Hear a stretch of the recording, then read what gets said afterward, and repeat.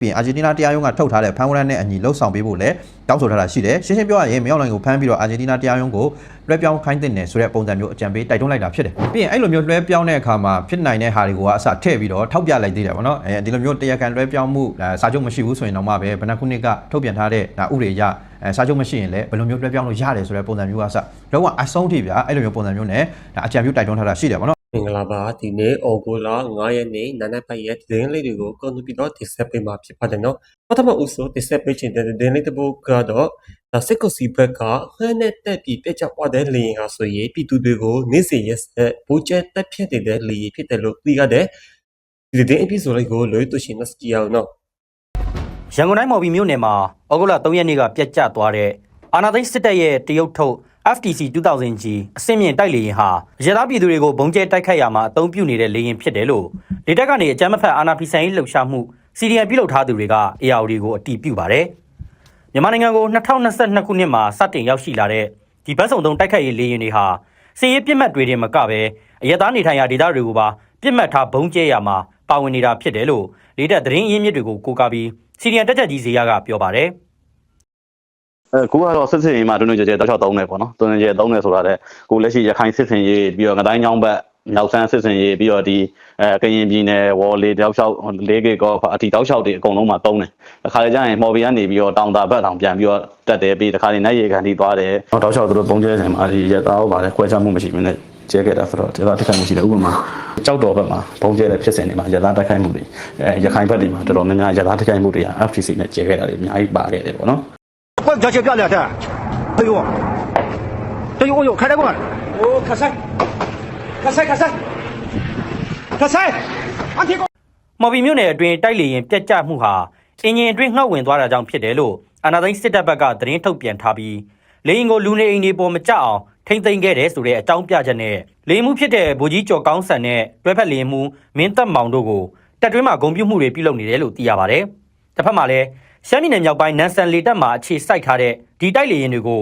ကရင်နဲ့ရခိုင်ပြည်နယ်အတွင်းကစစ်မျက်နှာပြင်တွေကိုအချိန်တိုအတွင်းအမြန်ဆုံးဘုံကျဲတိုက်ခိုက်နိုင်မှုအတွက်မော်ဘီလေတပ်စခန်းကိုအထူးတလဲပြောင်းရွှေ့ထားတာဖြစ်တယ်လို့လေတပ်စီဒီအမ်ဗိုလ်ကြီးနေဝင်းအောင်ကရှင်းလင်းပြောဆိုထားပါတယ်။သူရဲ့ပေါ့မိခေအောက်ကတော့နမ်ဆန်ရဲ့နောက်တစ်ခုကကိုလိုမိတ်တလာလေကြောင်းတက်တဲ့လေတပ်စခန်းဌာနချုပ်မှာခွဲထားတာပေါ့။နောက်ပိုင်း FTC 2000G ကမော်ဘီမှာတက်လာဆွဲပြီးတော့မှကရင်ပြည်နယ်ကိုဒီကြောင့်တိုက်ခိုက်မှုတွေလုပ်နေတာပေါ့ဝင်လာတဲ့ပိုက်ဒီမှာသူတို့ရေးထားတာစီပြန်ပိုက်ဆိုလေစီပြန်ပိုက်ဆိ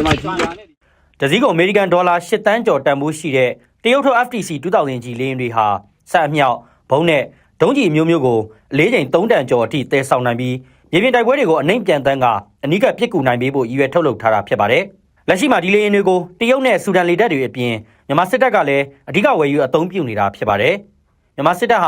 ာဒီလေမျိုးစုစုပေါင်း12စီးအထိဝယ်ယူခဲ့ပေမဲ့ရှမ်းမြောက်တိုက်ပွဲအတွင်းကချင်လွတ်မြောက်ရေးတပ်မတော် KIA ရဲ့ပစ်ချတိုက်ခိုက်မှုကြောင့်ဒဇင်းကင်းနီပြည်နယ်မှာဒဇင်းနဲ့အခုမှော်ဘီကဒဇီစုစုပေါင်း3စင်းအထိဆုံးရှုံးသွားပြီဖြစ်ပါတယ်။အာနာသိန်းစစ်တပ်ဟာလေရင်တွေပြတ်မကျဖို့အတွက်အဆောင်လက်ဖွဲ့တွေအင်းတွေကိုလေရင်ပေါ်မှာထားရှိပြီးယုံကြည်ကိုးကွယ်မှုတွေလှုပ်ဆောင်နေပေမဲ့လည်းအာနာသိန်းကာလအတွင်းမှာပဲလေရင်အမျိုးအစားအစုံ73စင်းထက်မနည်းဆုံးရှုံးထားရပြီဖြစ်ပါတယ်။နော်ဒါကတော့ဂျမနီကဟန်နဲ့တက်ပြီးပြကြပွားတဲ့စစ်ကစီရဲ့လေယာဉ်ဟာဆိုရင်ဒါပြည်သူတွေကိုနေ့စဉ်ရက်ဆက်ဗိုလ်ကျက်တက်ဖြစ်နေတဲ့လေယာဉ်ဖြစ်တဲ့ဒါကြောင့်ဒါကတရကအဒီကောင်တွေကိုမျက်နှာပေါ်ပြပေးနေအခုဆိုရင်ဟန်နဲ့တက်ပြီးတော့မှပြကြပွားပြီးပြကြပွားတဲ့အထက်မှာလေယာဉ်မှုကတော့တက်ရှင်သွားတယ်လို့သိရတယ်ဒါပေမဲ့အဲ့ဒီလေယာဉ်ကတော့ပြန်သုံးလို့မရအောင်ပျက်စီးသွားပြီးဒါလည်းတင်ကတော့ဘူးပဲနော်ဒါပေမဲ့အဲ့ဒီနေရာမှာဒါလေယာဉ်နဲ့တက်မိပြီးသိပေါ်တဲ့ငှက်တဲ့ကောင်အတွက်ကတော့တကယ်ကိုမှစိတ်မကောင်းစရာဖြစ်ပါတယ်နော်ဆက်လက်ပြီးတော့မှအခုလက်ရှိဒေါ်အောင်ဆန်းစုကြည်ကိုနိုင်ငံရေးအကျဉ်းသားဖြစ်တဲ့ဒါနိုင်ငံတကာကိုပိတ်တူတဲ့မင်းအောင်လှိုင်ကသူ့ရဲ့ကြံစည်ကပါလဲသူကအခုဆိုရင်ထိုင်းကိုပွားပိုးကလည်းဒါ2ရက်ပဲလို့ပြီးဆိုတော့အဲ့တလို့ထိုင်းကိုပွားပိုး2ရက်1ရက်ပဲလို့တဲ့အချိန်မှာဒါဒေါ်အောင်ဆန်းစုကြည်ကိုပိတ်တွေ့တယ်ဆိုတော့သူ့ရဲ့ကြံစည်ကဘာတွေဖြစ်နေလဲဆိုတာကိုတိုးတက်ထားတဲ့ဗီဒီယိုဖိုင်တိုလေးကိုလိုတို့ရှင်းလက်ကြည့်အောင်နော်ဒီဒေါ်ဆန်းစုကြည်နဲ့ ICRC ဌာနေကိုယ်စားလှယ်နဲ့တွေ့တဲ့သတင်းတွေပြန့်နှံ့လာတဲ့တစ်ချိန်တည်းမှာပဲဒီနိုင်ငံရေးကျင်းသားတွေနဲ့ပတ်သက်ပြီးတော့အစဉ်တစိုက်လှုပ်လာခဲ့တဲ့ဒီ AAPP အဖွဲ့ကအချိန်ကိုက်ထုတ်ပြန်လာတာကိုလည်းကျွန်တော်တို့တွေ့ရတယ်သူရဲ့ထုတ်ပြန်ချက်ထဲမှာတော့ဒါဒီဒေါ်ဆန်းစုကြည်ကိုအခုလိုဒီထုတ်ပြလာတာတွေ့ဆုံခွင့်ပေးတဲ့ဟာတွေဒီပြည်တွင်းပြည်ပနဲ့ အာဆီယံဟလာနိုင်ငံတကာရဲ့ PR တွေကြောင့်ဒါအခုလိုမျိုးတွေ့ဆုံဝင်ပေးလိုက်တာဖြစ်တယ်ဒါပေမဲ့ဒီစစ်အုပ်စုဟာဒီဒေါန်ဆန်းစုကြည်ကိုပြည်သူကနေတရားဝင်ရွေးချယ်တင်မြှောက်ထားတဲ့နိုင်ငံခေါင်းဆောင်တဦးအနေနဲ့အတိမတ်ပြုတာမျိုးမဟုတ်ဘဲနဲ့အပြည်ပြည်ဆိုင်ရာကြက်ချင်ဒီကော်မတီကိုဒါရွေးချယ်ပြီးတော့ဒီတွေ့ဆုံပေးခြင်းအားတဲ့ဒီဒေါန်ဆန်းစုကြည်ကိုအကျဉ်းသားအဖြစ်ဒါသဘောထားနေကြောင်းတိတာထင်ရှားစေတယ်ဆိုပြီးတော့ဒီအချက်ကိုထောက်ပြပြောဆိုသွားတာတွေ့ရတယ်ဒါကတော့သတိထားစရာအချက်ပေါ့နော်အဲ့လိုတွေးမိပါတယ် ဒါကတော့အဲ့လိုယူဆလို့ရတယ်မှန်တယ်အဲကြောင့်ကျွန်တော်က criminal case ကိုပြောတာပေါ့နော်သူကအရင်တော့ဟလာတရုတ်နိုင်ငံသားဝင်ကြီးတရုတ် special envoy ပြီးတော့အာဆီယံပြီးတော့ထိုင်းနိုင်င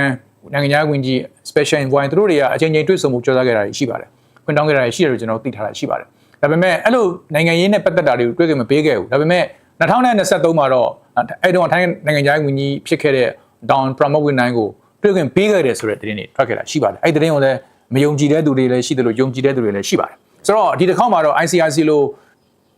လို့ဒီ humanitarian နဲ့ပတ်သက်ပြီးတော့ဒီ prison visit တွေကမ္ဘာနဲ့အဝမ်းနိုင်ငံတကာအဝမ်းမှာလုပ်နေတဲ့တွေ့ကြုံကြီးတဲ့အဖွဲ့အစည်းကိုတွေ့ခွင့်ပေးခဲ့တာပေါ့နော်ဒါဆိုရင်တော့ခုန AAPP ပြောခဲ့တာလဲမန်တို့သုံးသပ်လို့ရပါတယ်ဆိုတော့ဒါပေမဲ့ကျွန်တော်တို့သိရမှာပါလဲဆိုတော့မြန်မာစစ်အစိုးရကအာဆီယံထဲကိုဟလာတကောလုံးပြောင်းဝင်ဖို့စ조사နေတဲ့အချိန်ဖြစ်တယ်ဒီတစ်ပတ်ထဲမှာပဲဩဂုတ်လ6ရက်နေ့မှာစစ်အစိုးရခေါင်းဆောင်ဖြစ်တဲ့မင်းအောင်လှိုင်ကထိုင်းနိုင်ငံကိုလာဖို့ရှိတယ်ထိုင်းနိုင်ငံကလည်းဒေါ်ဆန်းစုကြည်ကိစ္စကိုပြောထားတာရှိပါတယ်အခုတိုင်းနိုင်ငံရေးဝန်ကြီးဆီယာဆက်ကိုရန်ထွက်ပြောခဲ့တာရှိပါတယ်ဆိုတော့ဒီတစ်ခါတော့သူကလာပြီဆိုရင်တော့အနည်းဆုံးသူကပြောခွင့်ရှိတာကတော့ကျွန်တော်ဒီကိုလာတာလက်ပလိုက်တက်လာတာမဟုတ်ဘူးဒီအနည်းဆုံးတော့ကျွန်တော်ဒေါ်ဆန်းစုကြည်ဟာအသက်ထင်ရှားရှိတယ်ဆိုတော့ကျွန်တော် ICRC နဲ့ပေးတွေ့ပြီးတော့ကျွန်တော်တက်တည်ပြခဲ့ပါပြီဆိုတဲ့တစ်ချက်ပြောခွင့်ရှိတယ်ဒါကိုလည်းထိုင်းနိုင်ငံအနေနဲ့အမှတ်ယူခွင့်ရှိတယ်ပေါ့နော်ဆိုတော့ဘိုးဘက်ကလည်းအာဆီယံနဲ့ကိုပြန်ပြီးတော့ဒီကုန်းလုံးဗိုင်းပြန်ထိုးဖို့စ조사နေတဲ့ကာလလည်းဖြစ်တယ်အဲ့ဒါကိုလို့ကျွန်တော်တို့မမေ့ဖို့လိုတယ်တစ်ချက်ပေါ့နော်ဟုတ်တယ်မလားနောက်တစ်ခုကတော့ပြည်သူလူထုကတော့ဒီစစ်ကောင်စီပဲခေါ်စစ်အစိုးရပဲခေါ်အခုဟာလာစစ်အာဏာရှင်စစ်ရာဇဝဲကောင်မရအောင်လိုက်ဘာပဲလုတ်ပြလူထုကတော့အခုချိန်ထိခါတီးတီးမယုံကြည်တာကိုကျွန်တော်တို့တွေ့ရတာပေါ့နော်ဆိုတော့နောက်ဆုံးပြောမယ်ဆိုရင်တော့ proof of life campaign ပြောတယ်ဒေါ်ဆန်းစုကြည်အသက်ရှင်ရရှိမရှိဆိုတဲ့ကိစ္စကတော့တစ်ဆင့်တော့ပြီးသွားပြီနောက်တစ်ဆင့်ကတော့ကျွန်တော်ထင်တယ်ဒေါ်ဆန်းစုကြည်ကနောက်တစ်ဆင့်ကဒေါ်ဆန်းစုကြည်လင်းမြောက်ရေးပဲဖြစ်တယ်လို့ကျွန်တော်ထင်ပါတယ်ပြီးခဲ့တဲ့နိုင်ပိုင်းကထုတ်ပြန်လာတဲ့ဒေါန်ဆန်းစုကြည်ရဲ့တားရဲ့ထုတ်ပြန်ချက်ရဲ့နောက် AAPP ရဲ့ထုတ်ပြန်ချက်ရဲ့ကိုကြည့်မယ်ဆိုလို့ရှိရင်အနှစ်ချုပ်ကတော့ဒီလောက်နဲ့မရဘူးချွတ်ချက်မရှိလွတ်ပေးရမယ်ဆိုတဲ့အဓိပ္ပာယ်လို့ပြောလို့ရတယ်မှန်တယ်ဒေါ်ဆန်းစုကြည်လွတ်မြောက်ရေးအရေးကြီးတယ်ဒေါ်ဆန်းစုကြည်ကအာဏာကိုလူယူထားတဲ့စစ်တပ်ကနေပြီးတော့မတရားထိန်းသိမ်းခံထားရတဲ့အကျဉ်းသားဖြစ်တယ်နိုင်ငံရေးအကျဉ်းသားဖြစ်ပါတယ်သူကလွတ်မြောက်ဖို့လိုတယ်သူကအမြဲတမ်းလွတ်မြောက်ဖို့လိုတယ်ဒီနေ့ဒီချိန်9နှစ်ကျော်ကာလတည်းသူ့ကိုထိန်းသိမ်းထားတယ်ဒီနေ့မှစပြီးတော့ဖြည်းဖြည်းချင်းထုတ်ပြလာတယ်ဆိုတာဘာကိုပြတယ်လဲဆိုရင်လည်းဒီစစ်တပ်ကဒီစစ်ကောင်စီတစ်ဖြစ်လဲစစ်အစိုးရသူကနိုင်ငံတကာ PR ပြည်တွင်းပြည်ပ PR တွေပို့ပြီးခံလာနေရတယ်ဆိုတော့ပြတာဖြစ်ပါတယ်အဲ့ဒါကတော့နောက်နိုင်ငံအစိုးရတွေတဲ့ဆိုင်လက်ရှိသူဘေးနာကအိန္ဒိယနိုင်ငံတွေတရုတ်နိုင်ငံအာဆီယံထိုင်းနိုင်ငံအပါအဝင်နိုင်ငံတွေကသူ့ကို PR ပေးနေတယ်ဆိုတော့ကျွန်တော်အထင်ရှားမြင်ရတာဖြစ်ပါတယ်အခုသူကအသက်ရှင်လျက်ရှိနေတာကိုတွေ့ခွင့်ရပြီဖြစ်တဲ့အတွက်ကြောင့်တိခွင့်ရပြီဖြစ်တဲ့ကြောင့်ဒေါ်ဆန်းစုကြည်အမြန်ဆုံးလွတ်မြောက်ရေးကပို့ပြီးအရေးကြီးလာမဲ့ campaign message ဖြစ်မယ်လို့ကျွန်တော်ထင်ပါတယ်နော်အခုလက်ရှိဟာဒါမင်းအောင်လှိုင်ကထက်နိုင်ငံကိုပွားဖို့ရှိတယ်အဲ့ဒီထက်နိုင်ငံကိုပွားတဲ့အချိန်မှာထက်နိုင်ငံကတောက်ဆူချက်အရာဒါအမေတော်ဆန်းစုကြည်ကိုတက်ရှိထေရှားမြင်ချင်တဲ့ဆိုပြီးတော့မှထက်နိုင်ငံကပြောထားတယ်အဲ့ဒါကိုမင်းအောင်လှိုင်ကထက်နိုင်ငံကိုပွားတော့မဲ့အချိန်မှာအဲ့တလုံးထုတ်ပြတဲ့ဆိုတာကဒါထက်နိုင်ငံကိုပွားတဲ့အခါကျရင်သူ့အနေနဲ့ပြောရောဆိုရောလွယ်အောင်လို့ဒီဗီဒီယိုကတော့တဲ့ဝတ်တော်ကိုဒါကျွန်တော်ရဲ့ဗီဒီယိုကလည်း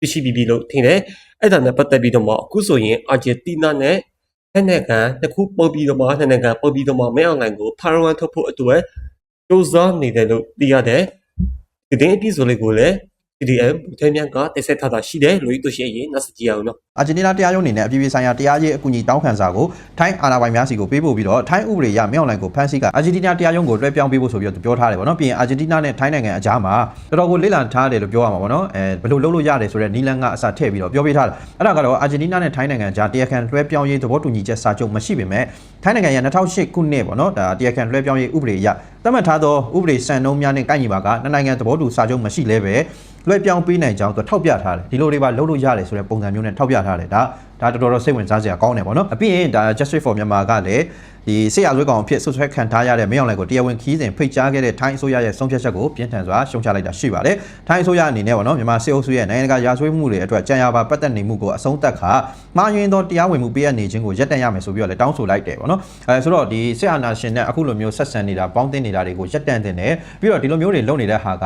ဒါမင်းအောင်လှိုင်ကပေါ့နော်ဒါတရားမဝင်ရွေးကောက်ပွဲကနေပြီးတော့သူ့ကိုသူတမနာဆိုပြီးတော့အတင်းလုပ်ယူထားတဲ့ကောင်ဖြစ်တယ်။အဲ့လိုကောင်မျိုးကဒါပြောမယ်ဆိုရင်တော့တရားဝင်မှုရရေးအတိမတ်ပြုမှုရရေးအတွက်အသေးအံစူးစမ်းနေတာဒီလိုကောင်မျိုးကိုအတိမတ်ပြုနေတဲ့ပုံစံတွေမလုံတင်ဘူးဆိုတဲ့ပုံစံမျိုးထောက်ပြလိုက်တာဖြစ်ပါတယ်ပြီးတော့အဲ့လိုကောင်မျိုးကိုဖိတ်ခေါ်တဲ့အတွက်လည်းပြင်းပြင်းထန်ထန်ရှုံချလိုက်တယ်ပေါ့နော်ပြီးတော့ဒါမင်းအောင်လှိုင်ရဲ့ခီးစဉ်မှာဒါ cyber လိမ်လည်မှုတွေကိုဆွေးနွေးမယ်ဆိုပေမဲ့လည်းပေါ့နော်အဆိုပါရာဇဝတ်မှုများရဲ့အရင်းမြစ်မှာမြန်မာစစ်အုပ်စုနဲ့၎င်းရဲ့လက်အောက်ခံပြည်သူစစ်များဖြစ်ကြောင်းပြောထားတယ်ဒါလည်းအမှန်ပဲပေါ့နော်ဒါကြောင့်လည်းဒါဩဂတ်လ6ရက်နေ့နဲ့9ရက်နေ့ထိုင်းကိုသွားမယ်ဆိုတော့မင်းအောင်လှိုင်ရဲ့ခီးစဉ်ကပို့ပြီးတော့စိတ်ဝင်စားစရာကောင်းနေတာဖြစ်ပါတယ်ပြည်သူတွေကလည်းဒီပေါ်မှာစိတ်ဝင်စားနေကြတယ်ပေါ့နော်အဲ့တော့အဲ့လိုမျိုးပုံစံမျိုးဖြစ်လာဖို့အတွက်ကတော့ဒါမြန်မာပြည်သူတစ်ရက်လုံးကမျှော်လင့်ကြတယ်ပေါ့ဗျာဘုံမာတွေတော့မပါပေါ့နော်ဒီလောက်ထိဒါပြည်သူတွေပေါ်မှာရက်ဆက်နေတဲ့ကောင်ပေါ့နော်ဒီတစ်ချက်တည်းနဲ့ဒီလိုမျိုးကောင်ကိုအပြစ်ပေးအရေးယူနိုင်မယ့်အခွင့်အရေးရမယ်ဆိုရင်တိတ်ကောင်းပါပဲဆိုတဲ့ပုံစံမျိုးနဲ့မျှော်လင့်ကြတာရှိတယ်ပေါ့နော်အဲ့တော့ဝိုင်းပြီးတော့ဒါ PR တွေပေးနေကြပြီဝိုင်းပြီးတော့ထောက်ပြတာတွေလှုပ်လာပြီတကယ်အဲ့လိုမျိုးပဲဒါတောင်းဆိုမလားတကယ်ပဲအဲ့လိုမျိုးပူးပေါင်းပြီးတော့လုပ်နိုင်မလားဆိုတဲ့ဟာကိုလည်းကျွန်တော်တို့ကြည့်ကြရအောင်ပေါ့နော်အဲ့တော့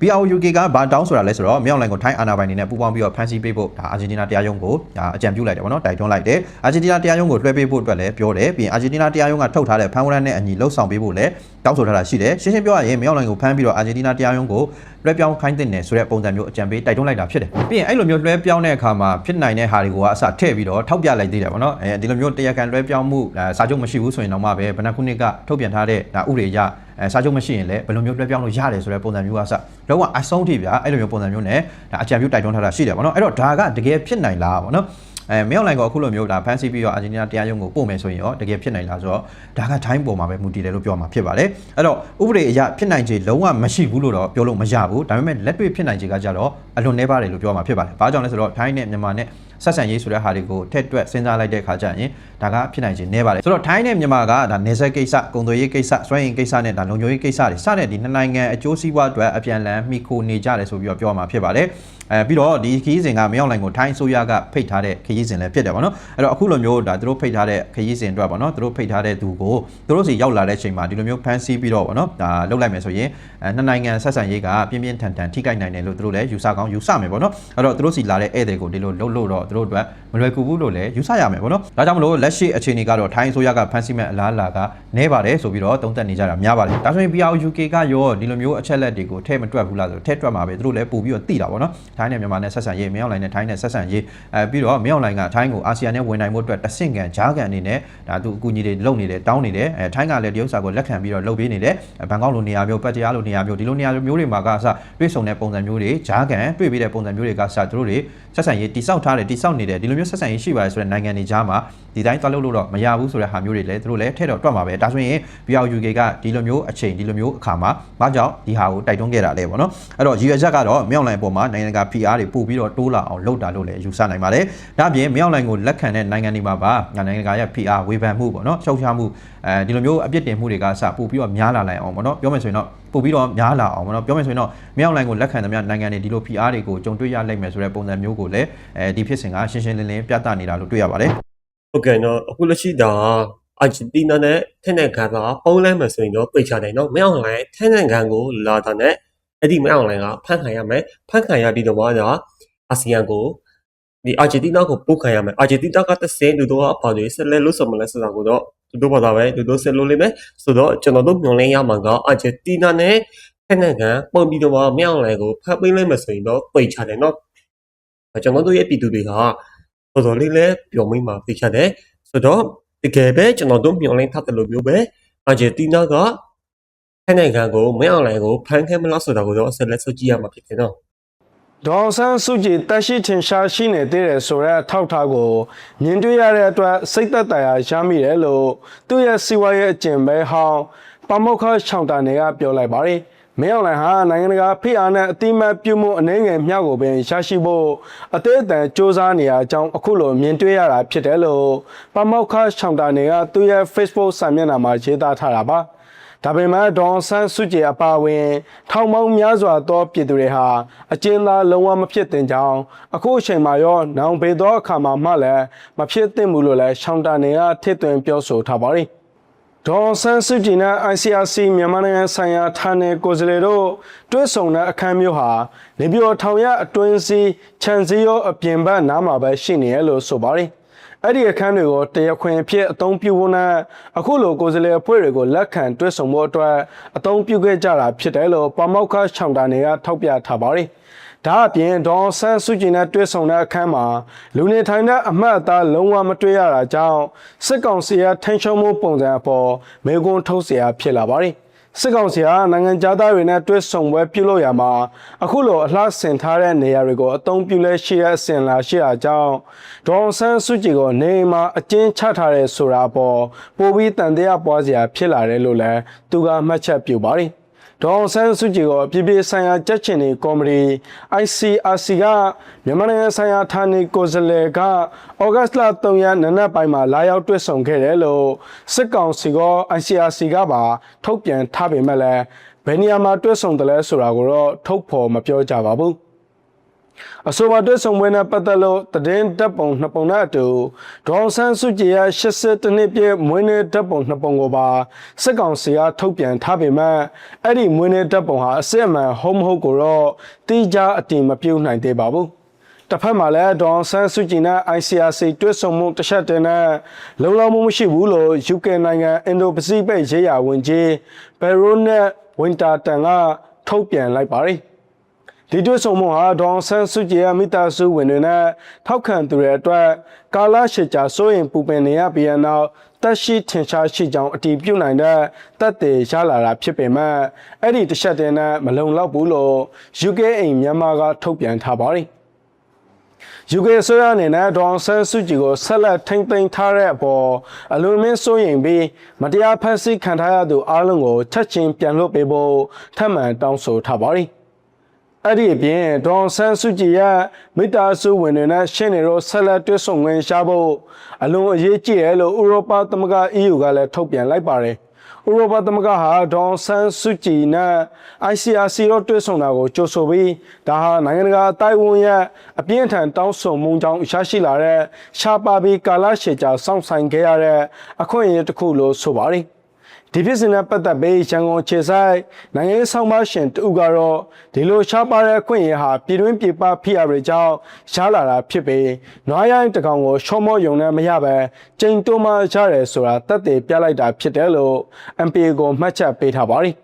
နောက်ဆုံးဗီဒီယိုဖတ်တဲ့ဘိုးအနေနဲ့ကျွန်တော်တို့ရဲ့အမေတော်အောင်ဆန်းစုကြည်ဟာဆိုရင်စိတ်ကိုစီနဲ့ပုံစံနေတယ်လို့ဘုံမကျွန်တော်မြင်တဲ့ကောင်ကထုတ်ပြောလာတယ်အဲ့ဒီကိစ္စနဲ့ပတ်သက်ပြီးတော့မှသူဘာတွေပြောရလဲဆိုတာကိုလွှဲတော့ရှင်မစီအောင်နော်တကယ်အဲ့တော့ဘာဖြစ်လဲဗျာ